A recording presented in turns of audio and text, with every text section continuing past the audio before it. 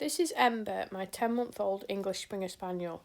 Now she's heading into adolescence. Ember will be trained to be a working gun dog like her older peers. Up until now, Ember has just been allowed to be a puppy. There's been no pressure put on her and no formal gun dog training. She has basic commands such as a sit and a firm recall. She has learnt an off switch in the home and knows her boundaries. For example, not snatching food and not barging through a gate or a door. Puppyhood has just been about building a bond between us. Lots of play, habituation to many different situations, and just learning how to live in a human world. A good piece of training equipment when starting to train a young gun dog is a placeboard. This is a raised platform or mat where the dog learns to go to and stay on until released. Many gun dog related behaviours can be trained using the board. It helps with impulse control, steadiness, positioning and focus, which are all key elements to training a working spaniel. The placeboard should be the best place to be, so using only positive reinforcement on the board is crucial. Here is the first introduction to the board. As you can see, she's a busy girl, so I use a lure technique of putting some food on the board to get her interest. Using a food placement lure speeds up early success, plus creates value for the board itself. As you now see, Ember very quickly gets on and sits on the board, so I use a marker word yes and reward. Marker training is based on classical conditioning developed by Ivan Pavlov. The word yes means nothing, therefore a neutral stimulus. Pairing a yes with an unconditioned stimulus, being the food, creates a conditioned response. The dog learns the word yes means a reward, which can then be used to shape a behaviour as it pinpoints the exact moment they get something right. Ember has used marker training before, so I've not had to condition the word for this video. The learning principle behind Ember's learning applies to the law of effect developed by Edward Thorndike. He suggested that behaviours met with a pleasant outcome were strengthened and behaviours met with something unpleasant decreased. Here it's very clear that Ember is realising she's being rewarded for being on the board, so keeps repeating, even though I've not cued her to. Me changing position at the end of her first session threw her off a bit, so I used a food lure rather quickly just to keep her confidence up, as she is quite a sensitive dog. By the end, you can see her understanding improving again. It's also important to note that we've been doing this for 10 minutes, so she will have started to get tired mentally. I think her first session went really well, better than I anticipated.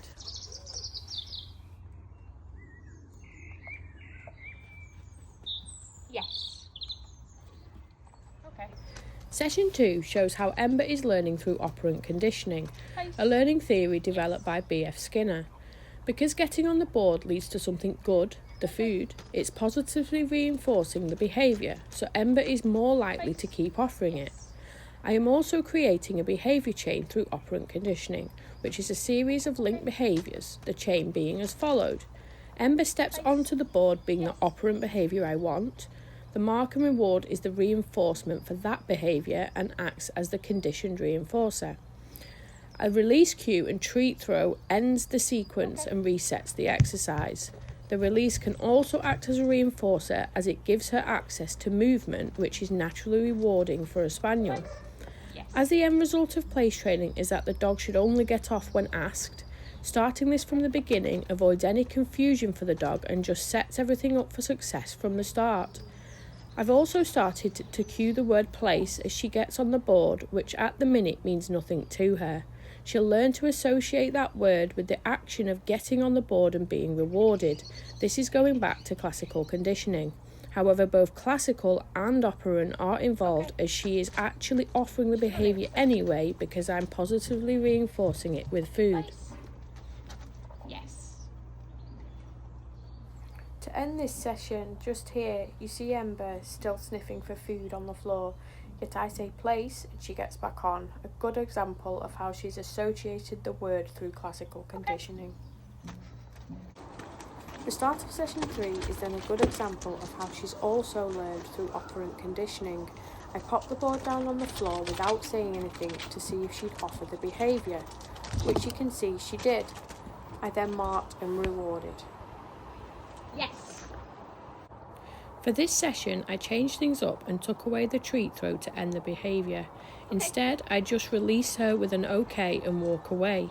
Ember, being Ember, follows me as she's my little shadow. I've taken away the food throw as I don't want her to learn that the behaviour is getting on and off the board in quick succession, chasing food. It helps her realise staying on the board is the behaviour I actually want. Yes.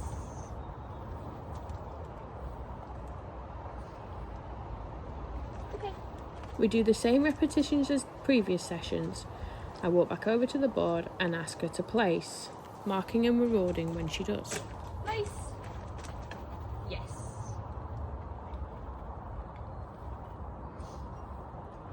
Okay. To end this session, I wanted to see if she was fully associating and learnt the word Place. place. We played some sniffer games in the grass and then moved back to the board and asked her for place while she was still sniffing for treats. As shown, she came straight to the board to confirm she has learnt. A concept within operant conditioning is schedules of reinforcement, which is how the timing and pattern of rewards affect learning. In this video, I've used continuous reinforcement, meaning Ember is rewarded every time she gets on the board. At her age, this helps build confidence and a clear understanding without adding pressure. As she progresses, I'll move to partial reinforcement, either fixed or variable, where the rewards become less predictable. This is known to strengthen behaviour over time. The next few sessions I have continued as previous, however have started to add duration before releasing her off the board. She did pick this up quickly, so I progressed further in adding distance between me and her. This she did find harder, but all I did was reset her on the board and make sure she had success quickly to ensure it didn't knock her confidence. You can also see how quickly she now gets on the board at the start of the session. Place. Sit. Okay.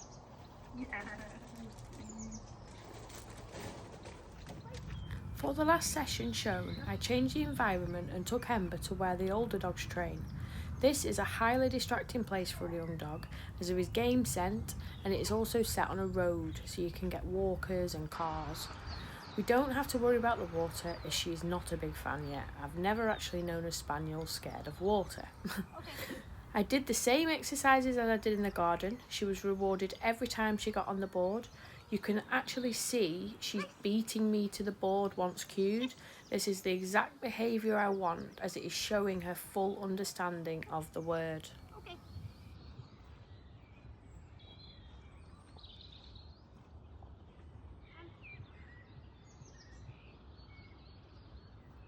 Place. Yes. Oh, yes. Go girl. Go girl. Okay. Place. Yes.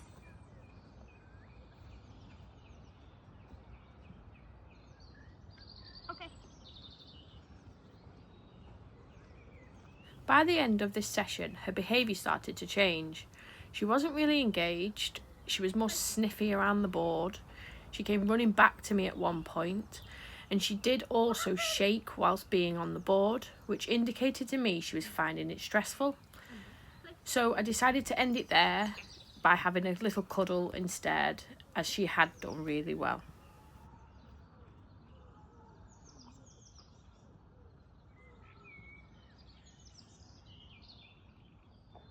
Ember.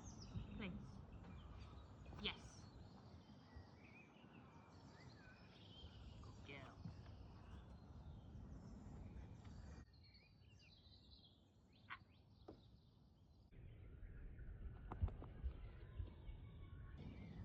Okay.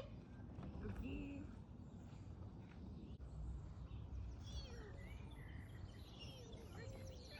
So, as you can see, Ember has made a real positive start to her place bud training.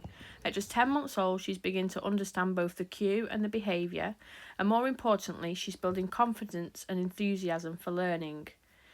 At this stage, I'm not looking for perfection. The focus is on creating a strong foundation through clear communication, consistency and positive reinforcement.